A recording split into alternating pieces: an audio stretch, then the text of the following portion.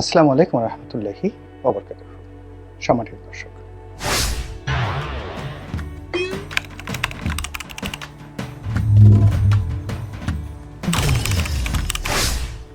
বর্তমান সরকারের যিনি প্রধান উপদেষ্টা, তাকে নিয়ে আলোচনা সমালোচনা, পক্ষ বিপক্ষ, সম্মান মর্যাদা আর বিপরীতে বিতর্ক, কোনো অবস্থাতেই কোনো কিছু থামছে না।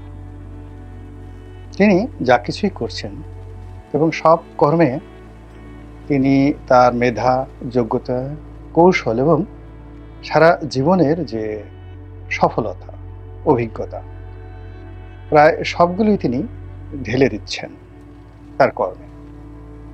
কিন্তু কেন যেন বরকত হচ্ছে না। অথচ তিনি নিজে বা তার সঙ্গে যারা যারা এসেছেন উপদেষ্টা মণ্ডলীতে,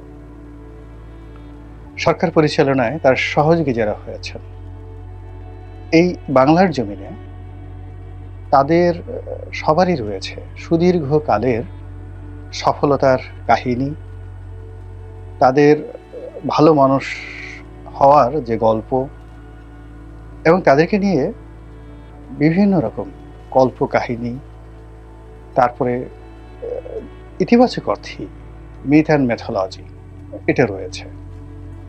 তো সেই মানুষগুলো রাষ্ট্র ক্ষমতার সর্বোচ্চ পর্যায়ে পৌঁছে গেছেন এবং তার সঙ্গে জনগণের যে নিরঙ্কুশ সমর্থন,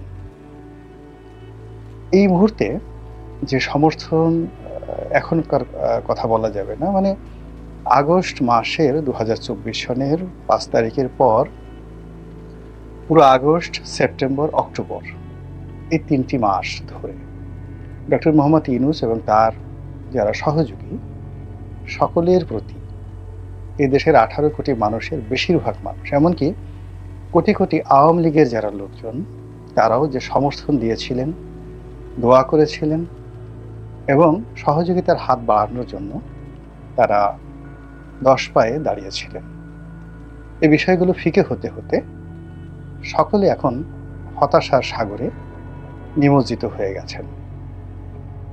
অনেকে বলছেন, অনেকে বলছেন না, কিন্তু তাদের মন এবং মননে বারবার শুধু প্রশ্ন, এ কি হল, এ কি করলাম, এমন তো হওয়ার কথা ছিল না। এখন আমার কি হবে, আমাদের কি হবে, বাংলাদেশের কি হবে, তারপর এ অবস্থা কতদিন চলবে, এ দুর্বিষহ অবস্থা চলতে পারে না। এই বিষয়গুলো কিন্তু মাঠে ময়দানে আলোচিত হচ্ছে। তো যখন এরকম আলোচনা হচ্ছে, ঠিক সেই সময়টিতে বাংলাদেশের একজন অত্যন্ত প্রথিতযশা সাংবাদিক, যিনি তার ক্ষুরোধার বক্তব্যের জন্য, সাহস এবং মেধাদীপ্ত তার যে ব্যক্তিত্বময়তার কারণে সেই 2007 সন থেকেই বাংলাদেশে সম্মান মর্যাদার একেবারে সর্বোচ্চ আসনে রয়েছেন জনাব নুরুল কবির। খুব ছোটখাটো একজন মানুষ, মানে আকৃতির দিক থেকে, কিন্তু যে পত্রিকায় তিনি সম্পাদনা করেন সেটাও যে খুব বড় পত্রিকা তা নয়। কিন্তু তার ব্যক্তিত্বের কারণে দেখা গেল যে তার ছোট পত্রিকাটি নিউ এজ, এটি অনেক বড় বড় পত্রিকার চাইতেও বাংলাদেশে খুবই গুরুত্বপূর্ণ হয়ে আছে। নিউ এজ নুরুল কবির নিউ এজ। তো যাই হোক, সেই নুরুল কবির সাহেব অতি সম্প্রতি ডক্টর মোহাম্মদ ইউনূসের একটা সাক্ষাৎকার নিয়েছেন। আমি খুব মনোযোগ সহকারে প্রায় 1.5 ঘন্টার মতো সুদীর্ঘ সেই সাক্ষাৎকারটি দেখলাম, খুঁটিয়ে খুঁটিয়ে দেখলাম। এবং যত মনোযোগ সহকারে আমি এই সাক্ষাৎকারটি দেখেছি, গত 2-4-10 বছরে এমন কোনো সিনেমা, নাটক, ইতিহাস, তারপর ডকুমেন্টারি ফিল্ম, কোনো কিছু আমি আসলে গত 10 বছরে এতটা মনোযোগ সহকারে আমি দেখেছি বলে আমার মনে পড়ে না। অনেক আগে একটা সিনেমা দেখেছিলাম, দ্য বাইসাইকেল থিফ, পৃথিবীর সর্বকালের সেরা চলচ্চিত্র, ওটা বোধহয় খুব মনোযোগ সহকারে দেখেছিলাম। এরপরে এই সাক্ষাৎকারটি আমি দেখলাম।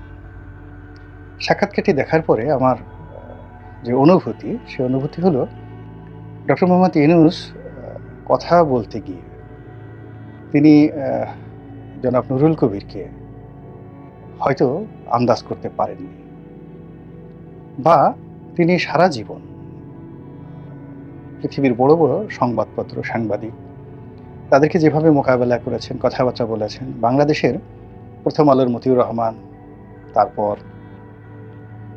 এরপর মাহফুজ আনাম, ডেইলি স্টার, ওনাদের মতো যারা বাংলাদেশে খুবই প্রথিতযশা এবং সাংবাদিক হিসেবে, সংবাদপত্রের সম্পাদক হিসেবে নুরুল কবির সাহেবের চাইতে অনেক অনেক যাকে বলা হয় আউটওয়ার্ডলি বেশ প্রভাবশালী।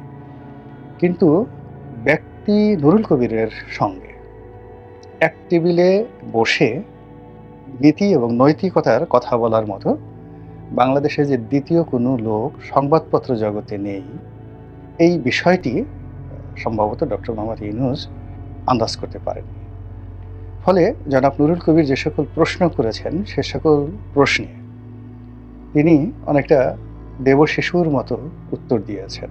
উত্তর শুনে মনে হলো যে এর চাইতে সরল স্বগোক্তি আর হয় না, এর চেয়ে ভালো মানুষ আর হয় না। আর নিজের অসহায়তাও, নিজের নির্লোভ মন মানসিকতা, যে তিনি যেখানে আছেন এটা নিয়ে তার কোনো লোভ নেই, লালসা নেই, পারলে তো আজকেই তিনি এই উপদেষ্টার বা প্রধান উপদেষ্টার পদ ছেড়ে তিনি চলে যেতে পারলে বেঁচে যান। এই জগৎটি তার কাছে খুবই আশ্চর্যজনক একটি জগৎ, ক্রিটিক্যাল একটি জগৎ মনে হয়েছে। এবং তিনি যেখানে ছিলেন, অর্থাৎ গ্রামীণ ব্যাংক, তার বিদেশে গিয়ে বিভিন্ন যে বক্তব্য দেন, যেটাকে বলা হয় মোটিভেশনাল স্পিচ, এবং অন্যান্য যে সকল সামাজিক ব্যবসা, 3-0 থিওরি, এগুলো প্রচারণা করাটা তার কাছে মনে হয়েছে আনন্দভুবন। তো তার এই সকল বক্তব্য শুনে তার প্রতি অনেকে আবার মোহগ্রস্ত হতে পারেন। সাধারণ যারা শ্রোতা, দর্শক, তারা সঙ্গত কারণেই বিভ্রান্ত হতে পারেন।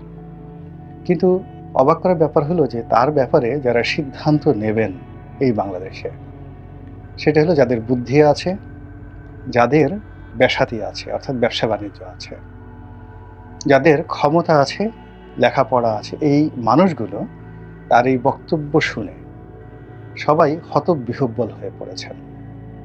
এবং তাকে একজন খুবই জটিল প্রকৃতির মানুষ, খুবই হিসেবি, এবং তার সম্পর্কে যে কথাবার্তা, চিন্তা চেতনা করার ক্ষেত্রে অত্যন্ত সতর্কতা অবলম্বন করবে আগামী দিনের যে কোনো সিদ্ধান্ত নেওয়ার ক্ষেত্রে দেশের একটা বিশাল শ্রেণীর বুদ্ধিজীবী মানুষ, যিনি সারা দুনিয়া ঘুরে বেড়ান।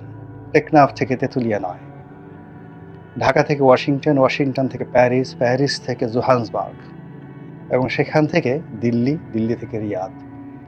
সে মানুষটি জীবনের পরিণত বয়সে এসে তিনি যদি বলেন আমি রাজনীতি বুঝি না, প্রশাসন সম্পর্কে আমার কোনো অভিজ্ঞতা নেই, তো সে অভিনয় আমরা বিভ্রান্ত হয়েছি। কিন্তু জনাব নুরুল কবির তিনি বিভ্রান্ত হননি। তার এ সকল অদ্ভুত জবাব শুনে, শিশুর মতো জবাব শুনে, ফেরেশতার মতো তার সততা দেখে মনে হয়েছে যে তিনি এতটা তড়িতাহত হয়েছেন জনাব নুরুল কবির, তিনি মুচকি মুচকি হাসার চেষ্টা করেছেন, অথচ তিনি হাসেননি।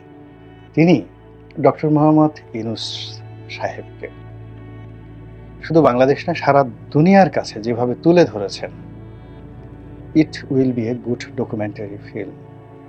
এটা আগামী দিনে শুধু বর্তমান নয়, অনেকের জন্য এটা ডকুমেন্টারি ফিল্ম হিসেবে এটি চিহ্নিত হবে।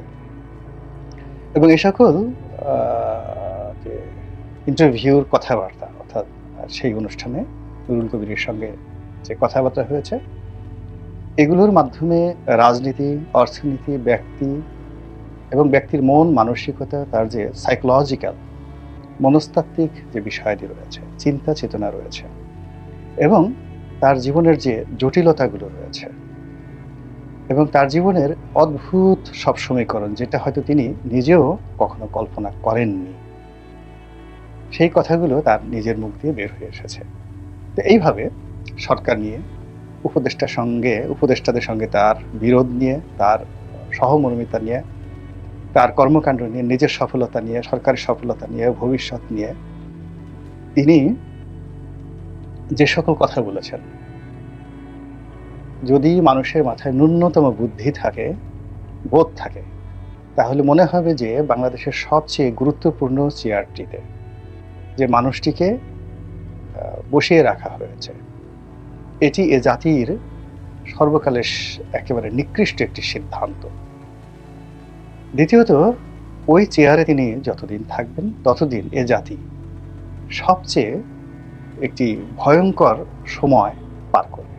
ধরুন একটা ট্রেন, যিনি ট্রেনটা চালাতে পারেন না, তার হাতে ট্রেনের স্টিয়ারিংটা দিয়ে যদি সেই ট্রেনের যাত্রীরা বসে থাকে, হাজার হাজার যাত্রী বসে থাকে, তাহলে সেই ট্রেনের যে অবস্থা হয় তার চেয়ে কোটি কোটি গুণ ভয়ঙ্কর অবস্থা হয় জাতির যিনি রক্ষক, জাতির যিনি পরিচালক, জাতির যিনি নেতা, যিনি এই দেশ পরিচালনা করবেন, সেই পরিচালকের চেয়ারে যদি এরকম একজন দেবশিশু, এরকম একজন ফেরেশতার মতো পুতু পবিত্র লোক বসে থাকেন এবং এইভাবে শিশুর মতো এবং ফেরেশতার মতো সহজ সরল কথাবার্তা বলেন, তাহলে আগামী দিনে কি ধরনের পরিণতি ডেকে আনতে পারে তার কিছু নমুনা গত 4 মাসে আমরা পেয়েছি। আর তার কারণেই জনাব নুরুল কবিরের মতো মানুষ তিনি কখনই এই ধরনের জায়গায় যান না এবং এই ধরনের সাক্ষাৎকার উনি কখনোই নেননি। কোনো ক্ষমতাশালী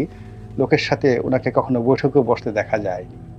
তো সেই কাজটি তিনি যখন করেছেন, তার মনে হয়েছে যে কিছু বিষয় আছে জাতির সামনে এখন তুলে ধরা উচিত, সেটাই তিনি করেছেন। আপনারা যারা এখনো আবেগে গদগদ হয়ে আছেন, তারা এই সাক্ষাৎকারটি দেখতে পারেন এবং বিশ্লেষণ করতে পারেন। আল্লাহ আমাদের সবাইকে হেদায়েত দান করুন এবং হেফাজত করুন। আসসালামু আলাইকুম ওয়া রাহমাতুল্লাহি ওয়া বারাকাতুহু।